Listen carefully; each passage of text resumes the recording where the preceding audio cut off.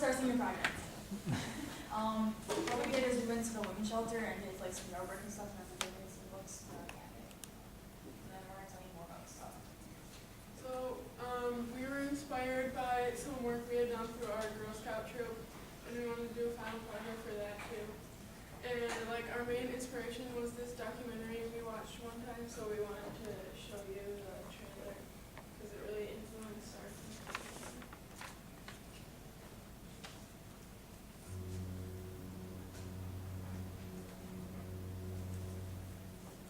The media is the message and the messenger, and increasingly a powerful one.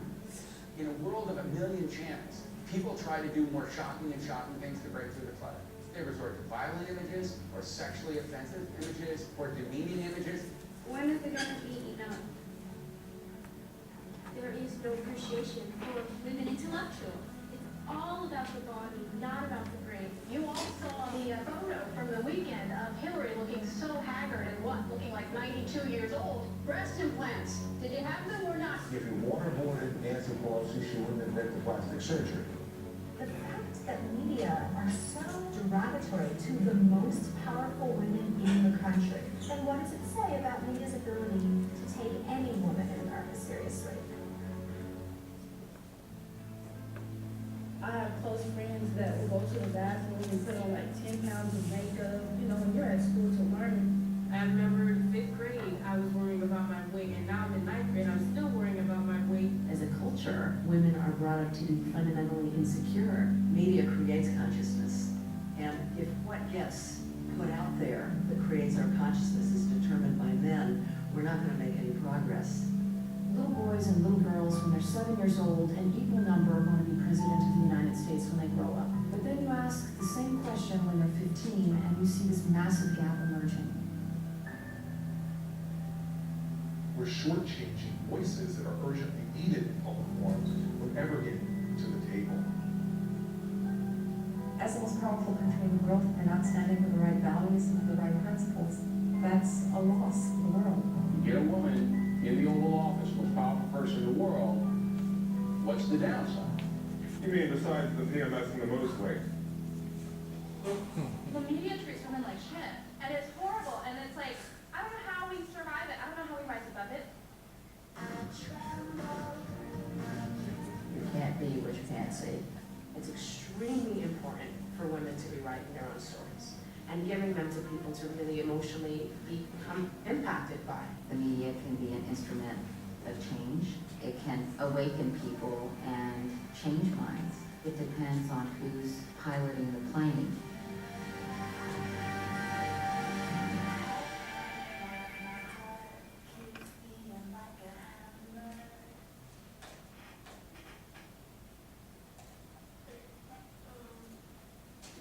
So we decided what we could do is we wanted to focus more on like how like this like bad representation of women in media causes more domestic abuse to occur. And we wanted to focus on domestic abuse and like helping what we could to help victims of that.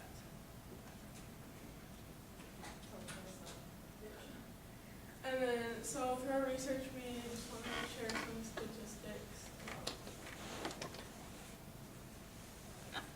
This is one slide, and I got some more. And like, it's just awful. Like, children exposed to domestic violence at home are more likely to have health problems, and like we need to change this. And like, we thought maybe by like helping out the women's shelter, what we know by helping out the women's shelter a little bit, that it will help these women who have been in these horrible situations, get their confidence back and be able to do themselves. And if you think that domestic violence doesn't affect you at all, we found out that domestic violence costs more than $37 billion per year. So like law enforcement and medical costs and lost productivity at work. And then the most important one was that without help, girls who witness violence are more vulnerable to abuse, and boys who witness abuse are far more likely to become abusers. So we wanted to do what we could to help change that.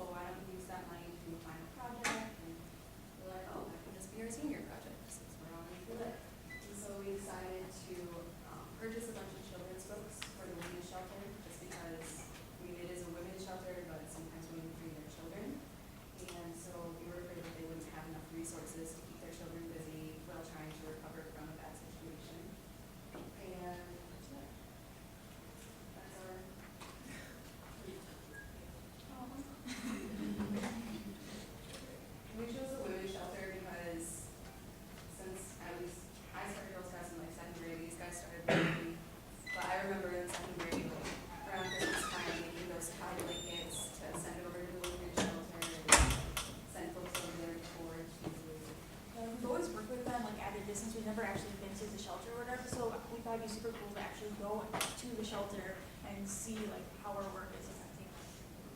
Unfortunately, we couldn't really take any pictures because we had to sign confidentiality agreements saying that we wouldn't disclose the location or any of the women there. So, just a picture by a bicycle. And we also we picked out like some female positive books, some that we had read as like young children that like inspired us to donate there. But unfortunately, they couldn't take in any more books, so they suggested that we donate it to the Children and Family Enrichment Center, which is what we did. So we wanted, and then we were like, I thought what Cafe did was really cool. They are like this, help investigate like incidents of child like abuse and sexual abuse.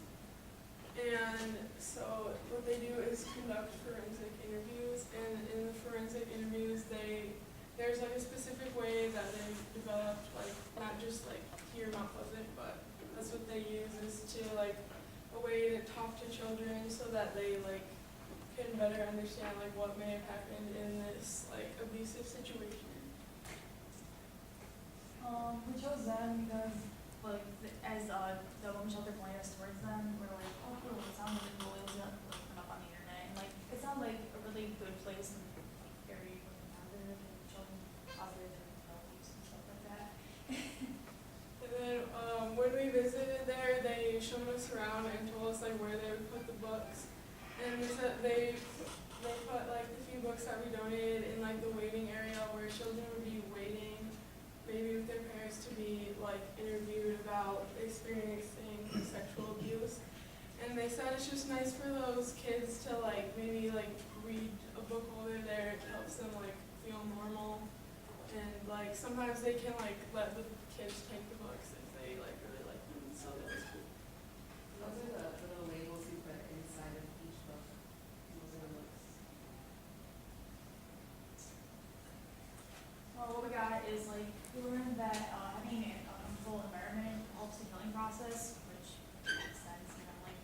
And it's very important for children with trauma to find like a healthy, constructive outlet. Like when you're put through these stressful and like horrible situations, feeling normal can be super helpful and make you feel better.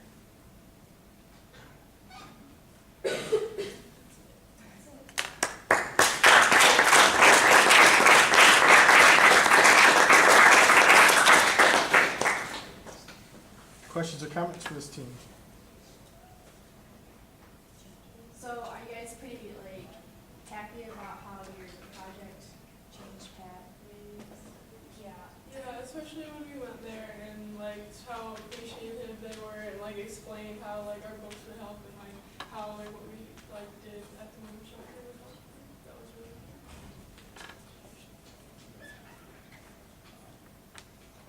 cool. Were you able to talk to anyone at the women's shelter who was there for domestic abuse issues, or was it just the personnel there? We just talked to the personnel. We saw a few people there, but like we were just doing like yard work, so it was kind of, we had to, yeah. Have you considered sharing this with some of the younger members of the Girl Scout troop that you're in? We are the only members. Oh, okay, well. Well, there's one other one. We have actually a few years ago, we did lead an event like this for our younger Girl Scout troop, which was cool too.